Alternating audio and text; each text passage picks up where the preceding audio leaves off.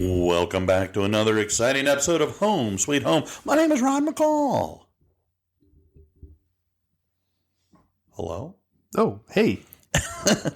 Welcome. Welcome to another episode of Home Sweet Home. I'm Bryce Runge, and welcome.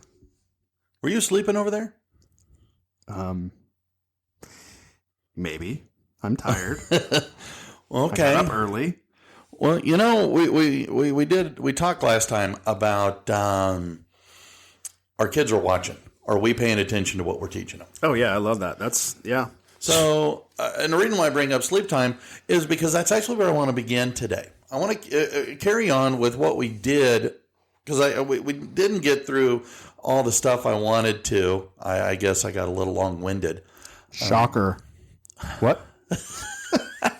All right, I can't defend that one. Everybody knows that I can sometimes be a little bit Chatty? Yes. So I will do my best not to be so distracted. But one of the things that is super important is sleep. And as an adult, I enjoy my sleep. I'm not opposed to a nap in the middle of the day.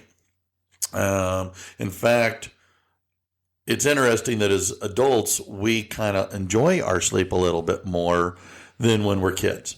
And in fact, I cannot tell you the number of kids that I'll get an email at midnight, 1 o'clock, 2 o'clock in the morning, and saying, McCall, hey, here's my assignment. McCall, hey, asking me questions, all kinds of stuff. And my only response to that is, what the heck are you doing up at 1 o'clock, 2 o'clock in the morning? It's called nighttime. That's sleep time. Don't complain to me that you're tired if you're up that late. Maybe, now I get it, especially teaching seniors. A lot of them have jobs or they're playing sports. So I get you. You're working till 11, 12 o'clock at night. So therefore, you're trying to get your homework wrapped up. So no worries. But what about the kid that's 6 years old, 8 years old, 10 years old that is falling asleep in class because maybe they were up till 10 o'clock, 11 o'clock, 12 o'clock. Mm-hmm. Where's mom and dad putting them to bed? Or whoever, why aren't they asleep? Because, again, irregular sleep and, believe it or not, inconsistent meal times are associated with shorter sleep duration. And if you do not get good sleep, all right, poor sleep, especially amongst kids, all right, 5, 6, 7, crying out loud, adolescents, all the way up to 16, 17, 18 years old, all right, can have a huge negative impact on a kid's brain development. Yeah, I agree with that. I mean, one of the biggest things is attention problems, especially in early adolescence. Those preteen years. Oh, yeah. Sleep problems in earliest childhood. So 3, 4, 5, 6 years old, you wind up, double their age. And now they're having, attention problem. They can't focus. They can't. Why? Because they weren't getting the sleep that they needed to. Right. I don't know if it was the right thing, but because Eric had to be up early, we had to take him to preschool. I had to take him, so he had to be there at 7:15 so I could make the hour drive back across town to get to school. And in order to get him there at 7:15, we had to leave at 6:30. So that means he had to be up about 6:45. Wow. To be up at 6:45, he was in bed between 7 and 7:30 every night. Yeah. And if he had a hard time going to sleep, boy, was there hell to pay in the morning because he was super tired and super grumpy. Right. And I see that with my kids, even my seniors. I got nieces and nephews that, they'll stay up late at night. And they're, it's 10 o'clock, 11 o'clock, 12 o'clock, and then boom. I don't know. Do you have that issue with Braddock's? Oh, yeah. Yeah, absolutely. He'll try and stay up late. Now, with permission, obviously not on a school night. But did he fight you on that during school? Does he? Yeah, or has he? No, not really. To be honest with you, no. I mean, he may be like grumble, like, oh, but he gets it. He understands. But like weekends or whatever, if you want to stay up a little bit later. But I'll notice that like if he did go to bed, he goes to bed, say 11 o'clock, and I happen to get him up a little bit earlier for some reason, and I'm getting a little attitude thrown my way. Well, I know why. Yeah, he's tired. You didn't get enough sleep. Uh-huh. Well, one interesting thing that I discovered was that if you're a preschool kid, all right, so 3 years old, 4 years old, if you get less than 7 hours of sleep, especially on a regular basis, all right, you are going to have a much harder time being ready for kindergarten at age 5. Wow.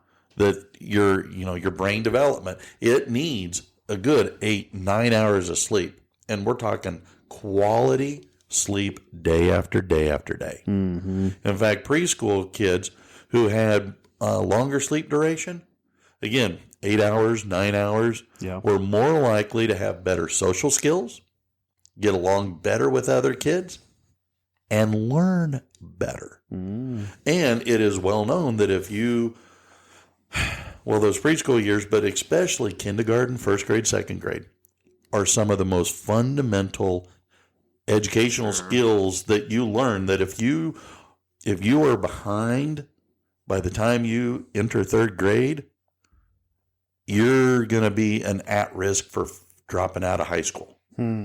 Because you don't have school builds each year on the other, assuming that you mastered the year before. That's why you moved up a year. Right.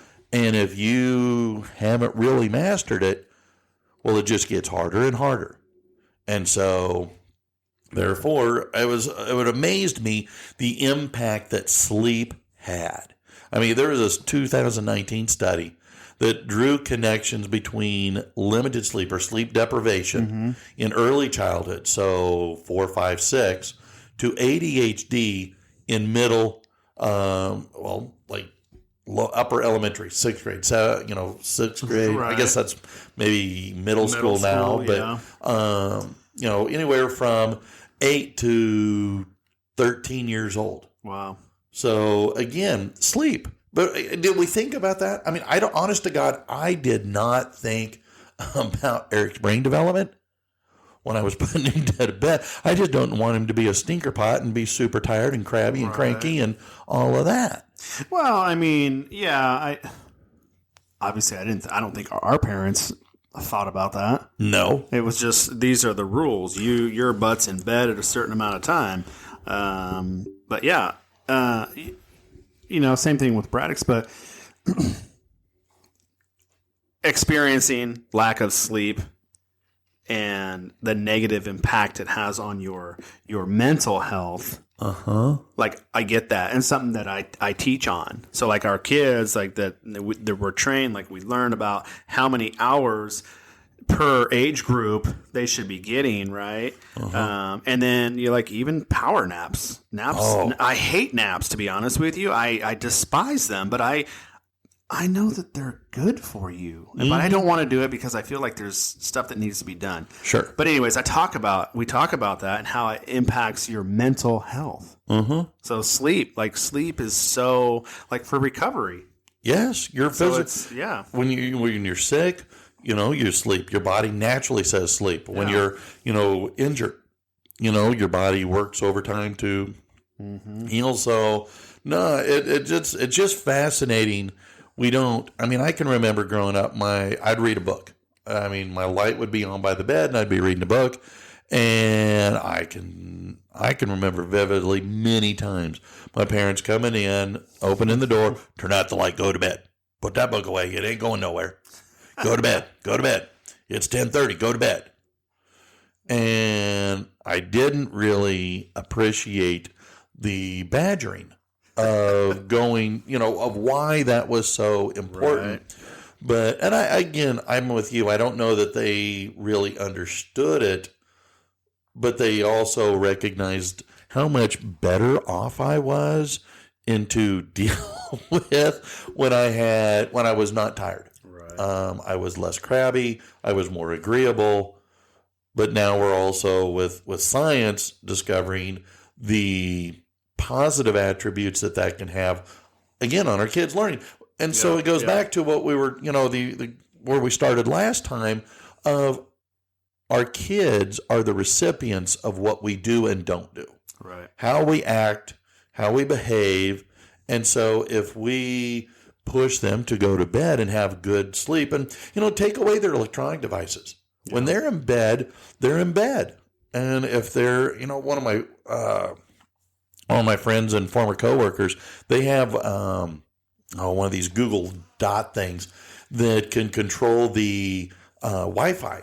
And so they turn the Wi-Fi off in the parts of the house that goes to the kid's bedroom starting at 11 o'clock. Nice. So phone doesn't work, and computer doesn't work, and TV doesn't work. So boom. That's funny. Yes.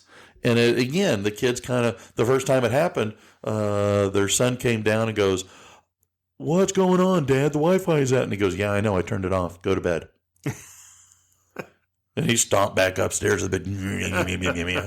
But again, these are the things that we as parents, if we can understand their value, maybe we will engage in that a little bit more. Right. Because again, kids need to sleep. Yep, absolutely. All right, I want to talk about something that's very near and dear to me. Okay. It's called food. Oh, yeah. I mean, you don't get looking my size by skipping a lot of meals. Anyway, one of the things that I look back on and I've enjoyed as I was, learning more about this stuff, the impact of the food we eat. I mean, I've heard all kinds of stuff, that Americans are fat. Okay, to an extent, I think there's some truth to that, but we're also our physical size. They've talked about, like, you bring in, I think the average Vietnamese person in Vietnam is like 5'4", 5'5". But after 2 generations here, they can be over 6 foot. Right. Because of the better quality food that we have, the more consistent food that we have. So again, the food that our kids eat can have a huge impact on their physical size, as well as their ability to either avoid disease or be likely to gain. Do you gain disease? To be more susceptible to diseases later in life. In fact, a 2008 study done by the Center for Science in the Public Interest said that 45% of kids' meals actually exceed recommendations for saturated and trans fats. Huh. Now, I'm not sure exactly what they consider a saturated or trans fat, but I know those are bad because my doctor tells me they're bad. Yeah. But by doing so, because of all these fast food things, it can raise their cholesterol level and make them have heart disease. Now, not at 12 and 18, but when they get to be, if that's something they continue, by the time they get to be 40 years old, well, now they're at risk for all these kinds of things that can have a negative impact on their, on their physical health. So stop taking your kids to McDonald's. Oh, dang it. In a pinch, if you need to. No, I'm with you. What was that movie? Super Size. Or something like that. Yes.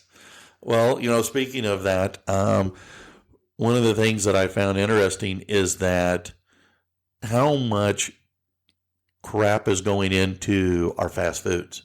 Because I'm with you. I mean, it's easy to stop by McDonald's and get, just a little snack. Their $3.50 bundle of a double cheeseburger and a small fry and a large unsweet iced tea, all for under $5. Yeah. I can deal with that. It's the convenience, bro. Oh, it is. It's the convenience on every corner. But yeah, what's interesting is that a third of a kid's daily caloric intake comes from restaurants. And that has jumped, what is it? It's doubled. Wow. Compared to what it was to 1980 when you and I were kids. I mean, we never went to fast foods. No. We came home. No. There might be a snack. And then Mom always made It was made on the dinner. table. Well, yeah. Or it was made, you put it on the table. Yeah. Well, what's interesting is that in a 2010 study, they found that 2 to 3 year olds in the United States ate French fries as their only vegetable. The fact that a French fry would even be considered a vegetable, well, my mother would be freaking out. Oh my gosh. I mean, because, even to this day, Sherry and I, as we make dinner at home, I'm going, well, where's our vegetable? We need, carrots or peas or beans or in a pinch, corn. I guess they're saying it is because it was cooked in vegetable oil. Oh, it's a vegetable. Well, I suppose. Pizza is a vegetable, and don't argue with me. Well, what is interesting is that 93% of the 1,500 possible choices at the 13 most popular fast food chains exceed the 430 calories recommended for 4 to 8 year olds to consume in a single day. Wow, that's crazy. And I mean, again, I know a lot of people, a lot of parents, because they're busy. Well, okay, I'm tired. I don't want, I had to work late. We're running late. We got to go to this event, this after school event, here, there, everywhere.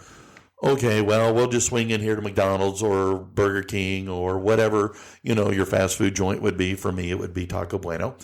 And voila, you're getting, your burgers, your chicken nuggets, your French fries, your taco, whatever it could be. And so, but as a consequence, what is the result? Well, now you're having food that is not really healthy for your kids, and you're making them fatter and more likely to have, diabetes, high cholesterol, hypertension, heart disease, all these things that, my doctor tells me stop eating fast food. Here you go again, making me feel bad. I just went to Sonic, and Sonic is not a sponsor yet, but I got a double bacon cheeseburger and fries. Well, but that's you and I understand. Okay, but you get Braddock's in there. All right, you get Breyer in there, and suddenly she's having chicken nuggets and French fries. Oh, and for healthy, we'll get her in a chocolate milk. Okay. I like to get the apples. Okay, you can get okay, fair enough. And that's kind of interesting, again, the fact that restaurants or, fast food joints like McDonald's give you that healthy option is a direct result of this kind of stuff. Yeah. And so we had talked about eating disorder. In fact, we were talking about in class and what we were covering was how do we stop the stigma? I'm going off a little bit here, but we talked about generalized anxiety disorder, bipolar disorder, and they each had one of these mental illnesses to research and discover a famous person or an influencer and tell them their story. But one of the groups in each of my classes got eating disorders. Okay. And we discovered that eating disorders has a very high mortality rate. Yes. And so it just got me thinking and looking. So as you're talking, I was looking at, and I found this. So last year's study said that the rate of children under 12 being admitted to the hospital for eating disorders rose 119% in less than a decade. Wow. I just found that where it's, yeah. Well, so... as you bring that up, why are people worried about their body image? Yeah. All right. Well, I think a lot, again, goes back to TV, to people in various, in the shows we watch. Magazines, social media, you name it. Yeah. Absolutely. And some of that comes back to how we're raising our children.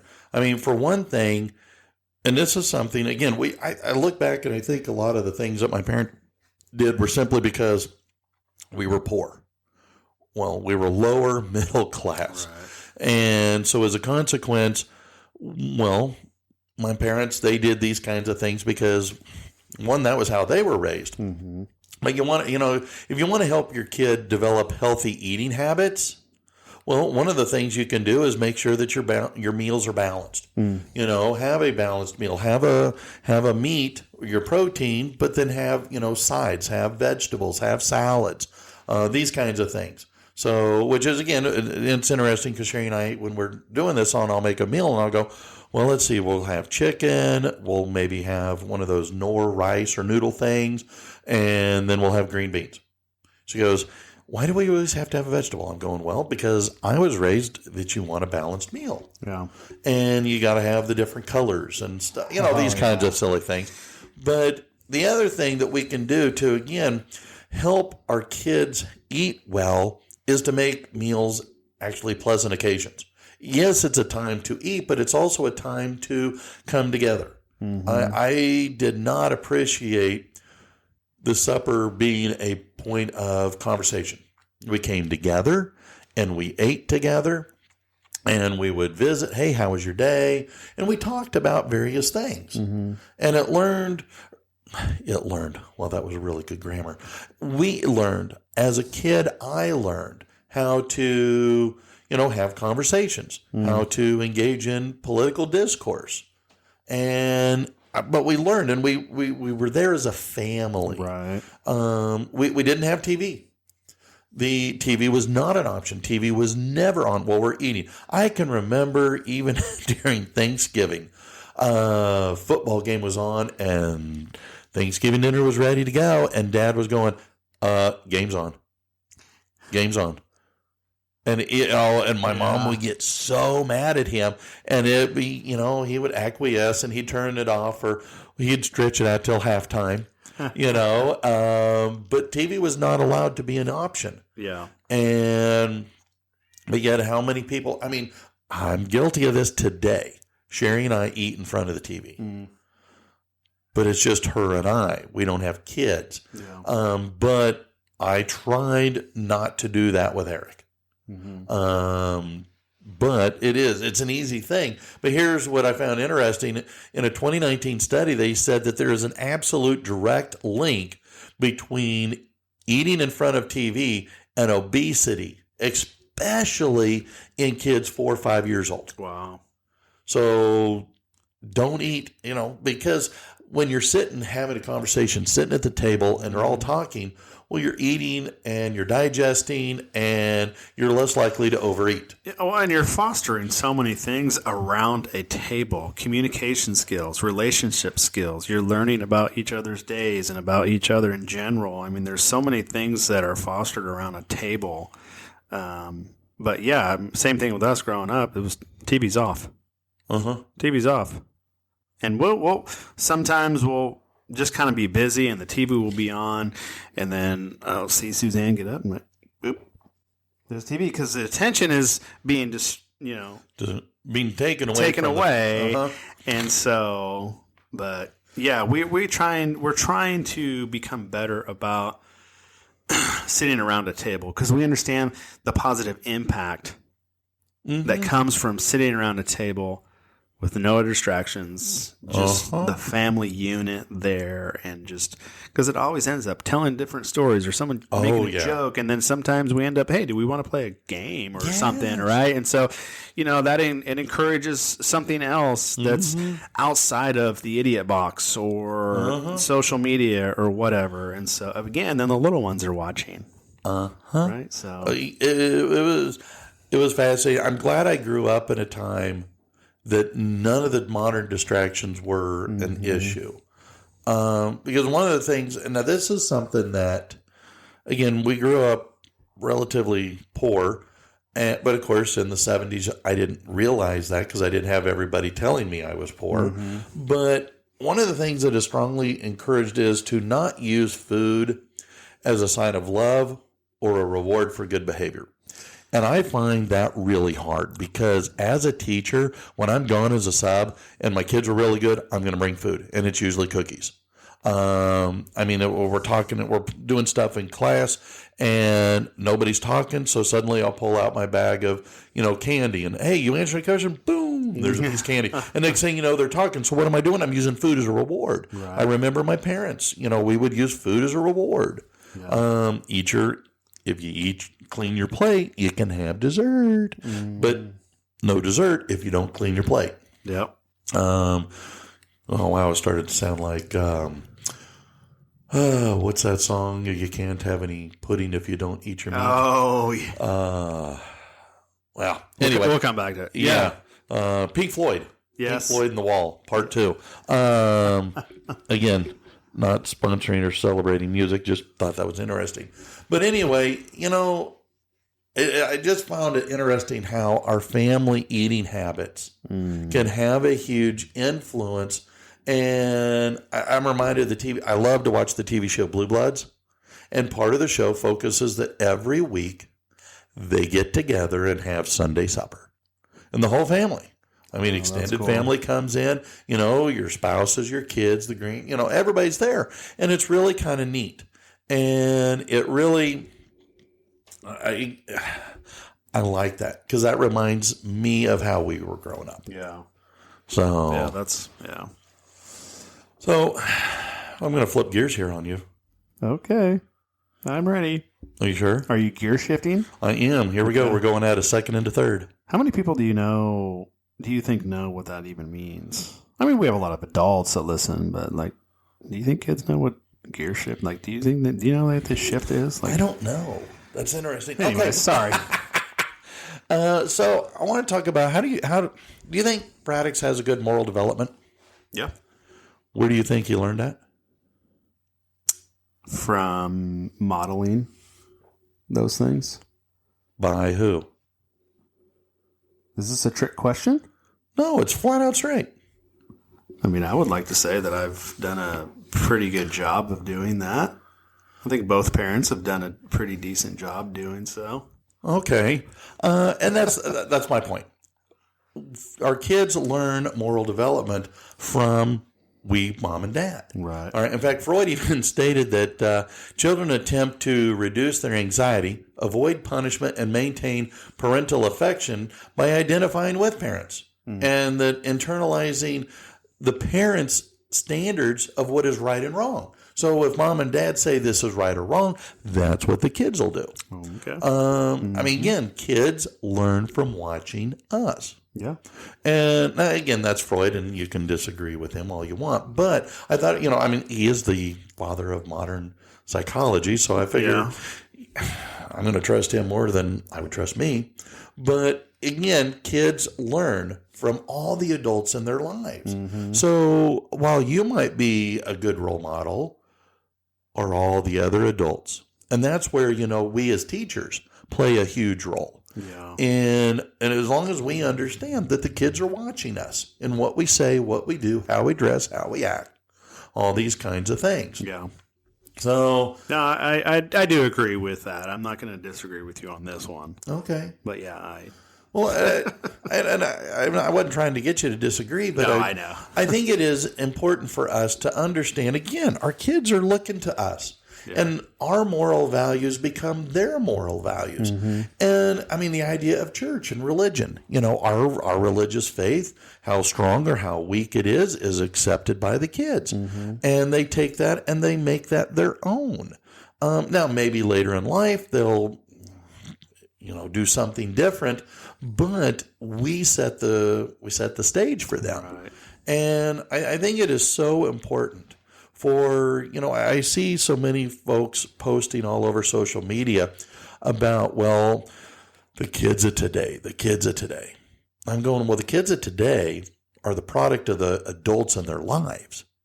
So if you don't like the way kids of today are acting or behaving, maybe it has something to do with the adults in their lives and what those adults are doing or not doing. Mm-hmm. I mean, the kids today that we teach are no different than the stinker pots you and I were back when we were in school, or our parents when they were in school. Kids are always pretty much the same. Mm-hmm. What is different is, I think, we as adults, what we accept and what we don't accept, and what we allow or don't allow. Yeah. And so therefore, if we want our kids to have the same moral values that we do, maybe we need to teach them the same way we were taught. Yeah. I don't know. Maybe I'm just, outside my mind on this, but I thought that as we're talking about our kids watching what we do, well, again, if we want our kids to have the same moral values we do, we need to teach it to them. Mm-hmm. I agree. 1,000%. I mean, that's exactly what I have tried to do, and I think I've been doing a pretty decent job of that. And I think, I was just how I interact with, with others. I mean, I could go on and on about little things. I'm not trying to toot my own horn here. Because I do believe in that, and that moral development and teaching right from wrong, and how you treat others. As simple as the shopping. When you're done with your grocery, the shopping cart, just walk in an extra or push it an extra 10 feet and put it back where it belongs. Yeah. Right. I mean, instead of just dumping. I know you probably just dump it. Right. No. Actually, I do put it back because I'm with you.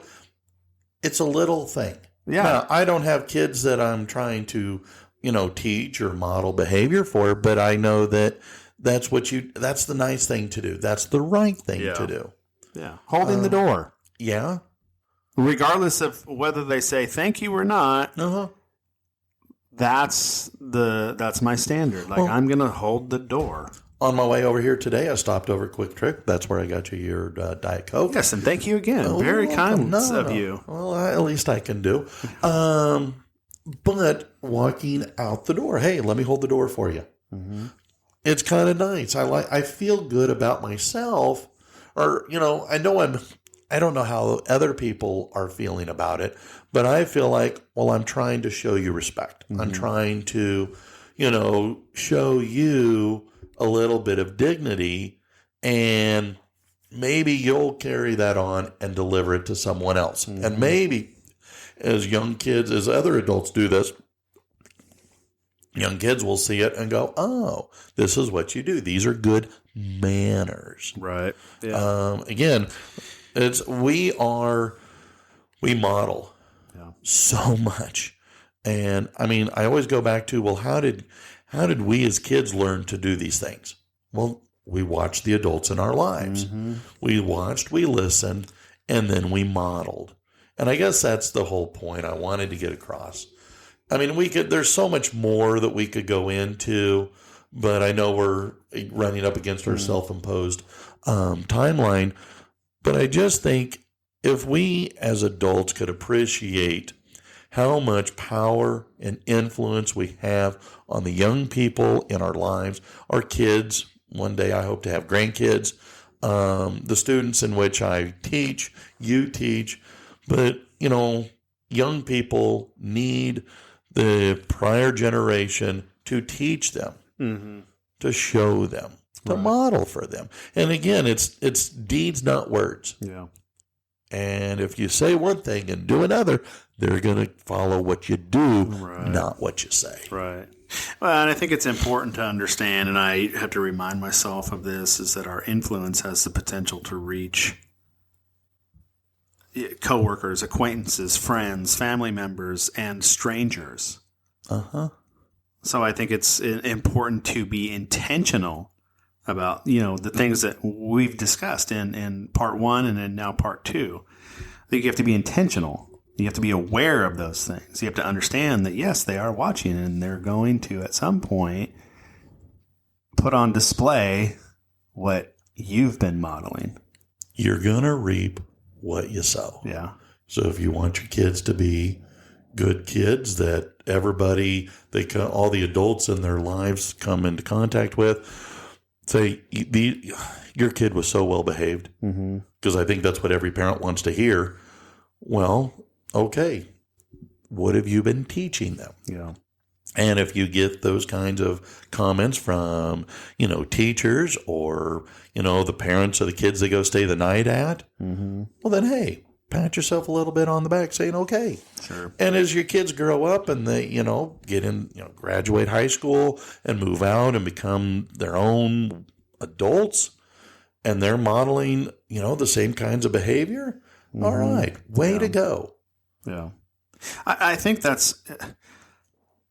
we may have mentioned this before. I never envisioned being 44, 30 years ago. It just never crossed my mind. I never envisioned myself there. And I think that's, again, I think that goes into legacy and maybe a different episode and creating a vision or creating a life by design. I know we briefly discussed that, but, understanding that our kids they're going to be adults one day. Can you envision them there right now? Uh-huh. And how do you want them behaving? What do you want their life to look like? Now, there's certain things you can and can't control. True. I get that. But when you start now at such a young age and you model all the behaviors you want to see in them, and you can envision them when they're adults, then you are continuing this legacy. Amen. So that's... Because you're right, they're gonna test their boundaries as they become adolescents, Sure. as they become teenagers, and they're gonna try and experiment with all kinds of crazy stuff. But if you laid a good foundation, then it hopefully will help them make decent decisions. And how you respond when they kind of make a bonehead decision can play a huge factor as well. So you're right. If we want them to be high quality functioning adults, what are we doing to help make them that way? Yeah. Yeah, no, you're absolutely right. It's the foundation. So what are you pouring into that foundation? That's the question of the day. So we'll leave that up to you.